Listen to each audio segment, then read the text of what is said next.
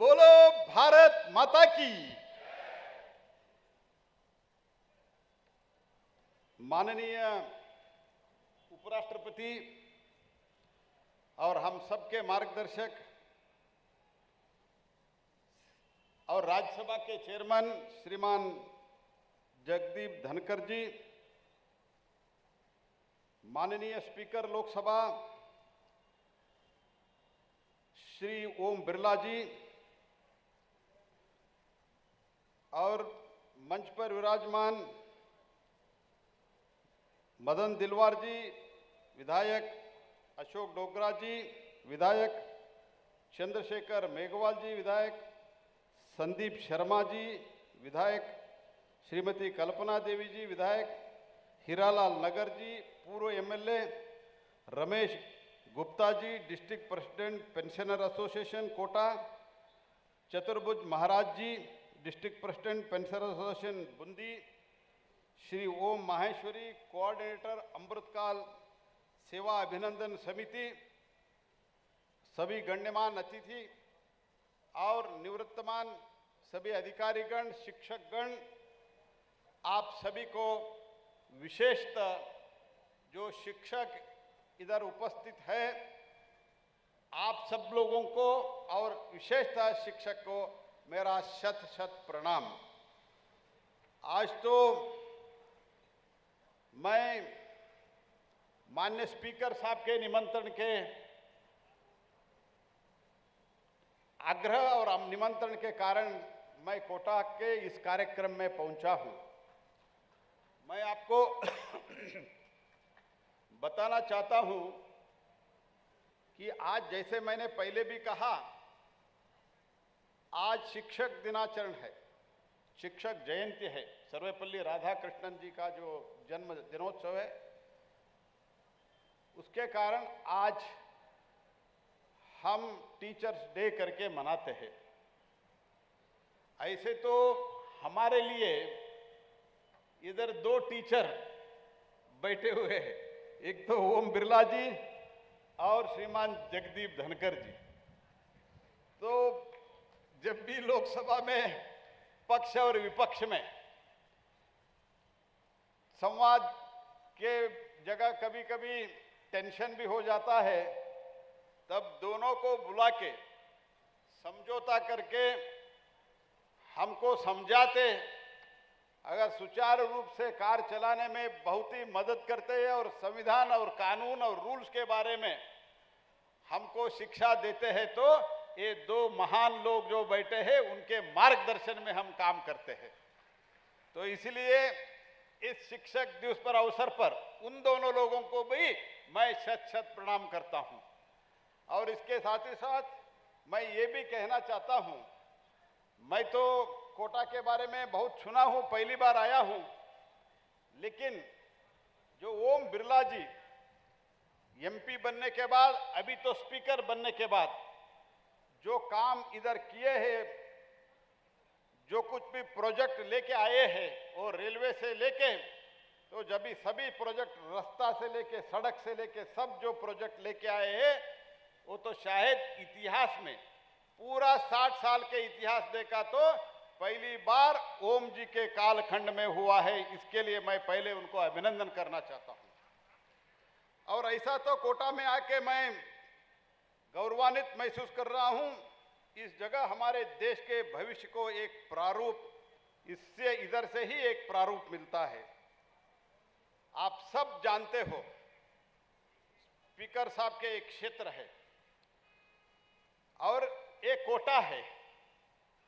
ऐसे तो कोटा से सैटेलाइट लॉन्च होता है, कोटा से सैटेलाइट लॉन्च होता है, सॉरी श्रीहरिकोटा से सैटेलाइट लॉन्च होता है, श्रीहरिकोटा से सैटेलाइट लॉन्च होता है, कोटा से टैलेंट लॉन्च होता है। उस टैलेंट के कारण उधर सैटेलाइट ठीक हो जाता है।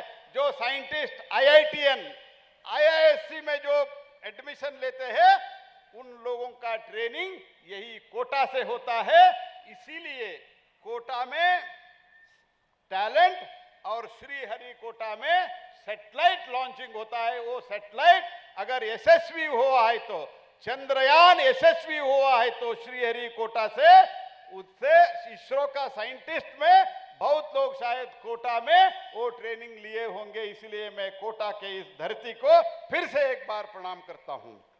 इधर तो सपने लेके आते हैं गुरु के तलाश में, इधर हमारे युवा आते हैं, उनको प्रेरणा भी मिलता है। और गुरु का तो स्थान बहुत बड़ा है। गुरु ब्रह्मा गुरु विष्णु गुरुदेवो महेश्वरा गुरु साक्षात परब्रह्मा तस्मै श्री गुरु नमः। इतना बहुत ही उच्च स्थान हमने गुरु को दिया है। और यह स्थान जहां हम बैठे हुए हैं, ये दशहरा का मैदान भी है। और इसी मैदान में रावण का पुतलियों को हम जलाते हैं। लेकिन रामायण में एक संदर्भ भी आता है, युद्ध भूमि में राम जी ने जब रावण का संहार होता है, तब लक्ष्मण को कहता है, राम जी ने लक्ष्मण जी को कहता है, रावण बहुत विद्वान है, उस रावण जी के पास आप जाओ और वो हत्या से, उनके जो संहार से पहले उनका अभी भी थोड़ा थोड़ा जीव रहता है, तब उनको कहते हैं उनके जाके पास जाओ और आप ज्ञान प्राप्ति करके आ जाओ। तब पहले लक्ष्मण पहुंचते हैं, रावण के सिर के नजदीक पहुंच के ज्ञान का वो मांग करते हैं। रावण कुछ नहीं बोलते हैं, लेकिन फिर से राम क्या वापस आके उनको बताते हैं कि उन्होंने कुछ नहीं बोल रहा है। राम ने पूछता है, आप कहाँ गए थे, आप कहाँ से उनको ज्ञान का मांग की? उन्होंने बोलता है, वो बताता है कि मैं उनके सिर के पास मैं बैठ के पूछा। तब राम कहता है, उनके पांव के तरफ जाके आप ज्ञान के मांग करो, वो जरूर आपको ज्ञान देगा। ऐसे एक हमारे परंपरा में ज्ञान के ज्ञान दे जोता है, उनके लिए ऐसे एक बड़ी परंपरा है दोस्तों। इसलिए हमारे गुरु परंपरा में और हमारे देश में सभी बुजुर्गों को, जो रिटायर्ड एम्प्लॉय इधर बैठे हुए हैं, ये सभी हमारे गुरु के समान हैं। तो ऐसे ही बहुत ही घटना मैं उल्लेख कर सकता हूं। हमारे देश का भी ऐसे भी हमारे सनातन धर्म के लिए बारे में बहुत कुछ कहा जा रहा है, तो इसके लिए सनातन धर्म को समाप्त करो ऐसे भी भाषण देने वाले हैं। लेकिन हमारे इस सनातन धर्म में कितना उच्च श्रेष्ठ परंपरा है, ये तो भी इन लोगों को जानकारी रहना चाहिए। जब रामानुजाचार्य जी को अपने गुरु एक इनके पूरा वेद उपनिषद के बारे में, वेदों के बारे में उनको कुछ रहस्य बताते हैं। उनका गुरु जी का नाम रहता है षटकोप स्वामी जी। षटकोप स्वामी जी शिष्य रामानुजाचार्य को बताते हैं वेदों के बारे में, वेद के रहस्य के बारे में, जिसको बता के उन्होंने कहता जिसको ये ज्ञान प्राप्त होगा उनको मुक्ति मिलेगा। और एक कंडीशन डालते हैं, वो कंडीशन ये रहता है कि इसके बारे में आप किसी को बताना नहीं, अगर बताते हैं तो आप नरक में जाएंगे। लेकिन रामानुजाचार्य जी ने ये जो ज्ञान अपने स्वामी जी अपने गुरु से प्राप्त किए थे, वो सब ज्ञान दीवार के ऊपर खड़े होके सबको बता देते हैं। तब गुरुजी पूछते हैं, आप ऐसे क्यों किया, आप नरक में जाएंगे। तब रामानुजाचार्य जी कहते हैं, अगर जो रहस्य आपने मुझे कहा, आपने मुझे अवगत किया है, उससे अगर मुझे मुक्ति प्राप्त होते है, तो जब मैं इन लोगों को कहता हूं, इतने सारे हजारों लोगों को मुक्ति प्राप्त होता है, स्वर्ग प्राप्त होता है, इसलिए मैं सबको कहा हूं, इतने लोगों को अगर मुक्ति प्राप्त होता है, तो अगर मुझे नरक भी प्राप्त होता है तो भी मुझे कोई परवाह नहीं है। ऐसे उन्होंने अपने गुरु को बताते हैं। ये हमारा परंपरा है दोस्तों। इसलिए मैं बहुत ज्यादा लंबा भाषण करते हुए मैं इतना ही करता हूं, आज शिक्षा के द्वारा में और हमारे जो अनुभवी लोग इधर बैठे हैं उनके द्वारा देश में जो एक बदलाव आ रहा है, न्यू इंडिया का जो कंसेप्ट माननीय प्रधानमंत्री जी ने हमारे सामने रखा है, नई भारत के निर्माण। जैसे आपने देखा होगा चंद्रयान का जो सक्सेस है, तो दक्षिण ध्रुव में जो हमारा लूनार लैंडिंग हुआ, ये दुनिया में पहली राष्ट्र है भारत जो दक्षिण ध्रुव में हम यशस्वी लैंडिंग किया है। और उसका जो कुछ भी टास्क था वो टास्क भी यशस्वी रूप से हो रहा है। ये भी एक नया इंडिया का पहचान है। नया इंडिया में जैसे मैंने कहा, पूरा राजस्थान में जो कुछ भी हमने किया है आप सबके सामने है। और अभी अभी पूरा राजस्थान में 55 अमृत स्टेशन से हमने निर्माण करने का अभी शिलान्यास माननीय प्रधानमंत्री जी ने किया है। और उसके साथ ही साथ जयपुर रेलवे स्टेशन जो हवाई महल और अमेर पोर्ट जैसे उसका जो स्थूल को दर्शाते हैं, राजस्थान को विरासत को अवगत करता है। ऐसे बहुत ही काम माननीय ओम बिरला जी के मार्गदर्शन में कोटा में भी हुआ है, राजस्थान में भी हुआ है।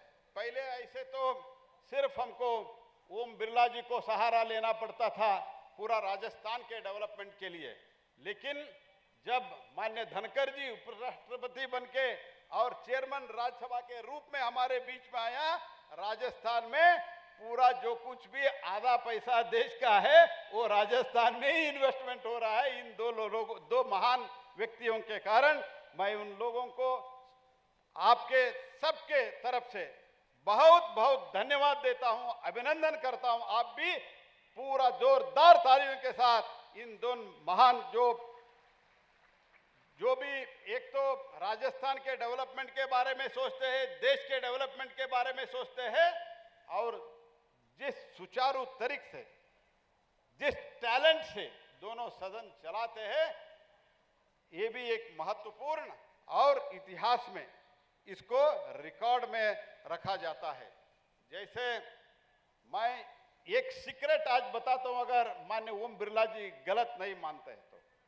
ऐसे तो ओम बिरला जी सिर्फ सेकंड टाइम एमपी थे। जब तो उनको कहा गया कि आप स्पीकर बनने जा रहे हैं, ओम बिरला जी ने कहा मैं तो सिर्फ सेकंड टाइम हूं, मैं इसके लिए सक्षम हूं क्या? ऐसे प्रश्न वो माननीय प्रधानमंत्री जी को पूछा था। लेकिन आज प्रधानमंत्री जी के सहित, माननीय गृह मंत्री जी के सहित और हम सब जो मंत्री हैं, वो सब लोगों को गर्व महसूस होता है जिस तरीके से वो लोकसभा चला रहे हैं। मैं तो पॉलिटिकल साइंस का विद्यार्थी हूं। मैं 77 से मैं लोकसभा और राज्यसभा का जो हमारा सेशन चलता है मैं देखता रहता हूं। जिस तरीके से, जिस चाणाक्ष तरीके से ओम बिरला जी चलाते हैं, मैंने ऐसे स्पीकर को कभी नहीं देखा हूं। ये तो कोटा का और राजस्थान का देन है। मैं ये भी आप सब लोगों को धन्यवाद देते हुए, और बहुत ही जबरदस्त काम उनके द्वारा इस प्रदेश में भी हुआ है। 2969 किलोमीटर नेशनल हाईवे का निर्माण सिर्फ इस 9 वर्ष में हुआ है। ऐसे ही 11 लाख कैंडिडेट पीएम कौशल विकास योजना में सिलेक्ट हुआ है। ऐसे बहुत ही काम हुआ है। ऐसे हम 4 करोड़ प्रधानमंत्री आवास योजना में जो कुछ भी कंस्ट्रक्शन करके, हाउस कंस्ट्रक्शन करके दिया है, उसमें 20 लाख राजस्थान में हमने कंस्ट्रक्शन करके दिया है। उसमें भी उन लोगों का योगदान है। इसलिए फिर से एक बार मैं इन दोनों लोगों को और आपको मैं धन्यवाद देते हुए मैं इतना ही कहना चाहता हूं, आप लोग रिटायर्ड हुए हैं, लेकिन मैं आपको देखते हुए आप जिस तरीके से सम्मान दिया, जिस तरीके से एक्टिव, बहुत ही एक्टिव है के काम कर रहे हैं, ये सब देखते हुए आप रिटायर्ड है लेकिन आप टायर्ड नहीं है, ये तो मेरा पूरा महसूस हो गया है। मैं आपसे निवेदन करता हूं, जो कुछ भी इस कालखंड में, मैं पॉलिटिकल भाषण नहीं देना चाहता हूं, लेकिन तो कुछ कारण के, इधर के सरकार के नीतियों के कारण जो आत्महत्या ज्यादा हो रहा है, वो आत्महत्या रोकने में भी आत्मस्थैर्य ज्यादा करने के लिए लोगों के बीच में आप जाके काम करिए। आप, मुझे विश्वास है आपको ये टीचिंग का ये कौशल है, ये टीचिंग का स्किल है, उसके कारण आप बहुत लोगों को प्रेरणा दे सकते हैं। New India, the concept of new India, ये तो आगे बढ़ाने में आपका योगदान आगे भी रहे, यही प्रार्थना करते हुए मैं फिर से एक बार इतने बड़े अच्छे कार्यक्रम में मुझे बुला के मुझे आपके साथ मेरा विचार शेयर करने के लिए एक मौका दिया माननीय ओम बिरला जी, उनको धन्यवाद देते हुए मैं आप सभी को धन्यवाद देता हूं। बहुत बहुत धन्यवाद। नमस्कार।